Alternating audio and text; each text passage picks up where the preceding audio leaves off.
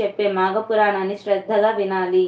ఇలా మాఘమాసం అంతా ఒక వ్రతంలా చేసిన వారికి సర్వ పాపాలు నశించి శ్రీ విష్ణుదేవుని అనుగ్రహం వల్ల చివరికి మోక్షం కూడా లభిస్తుంది. ఈ మాఘమాస వ్రతం చేయకుండా దీనిని పరిహసిస్తూ ఆపేక్షించేవాడు మహారౌరవ నరకాన్ని పొందుతాడు. బ్రహ్మహత్య చేసినంత పాపాన్ని మూటగట్టుకుంటాడు.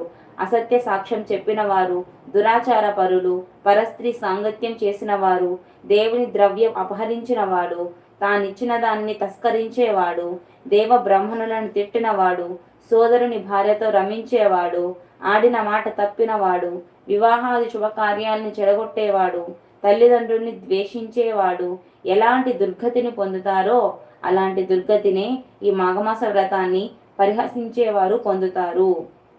ఈ మాఘమాసంలో కంబలదానం, వస్త్రదానం, అన్నదానం, కన్యాదానం చేసిన వారి పుణ్యం ఇంత అని చెప్పడానికి 1000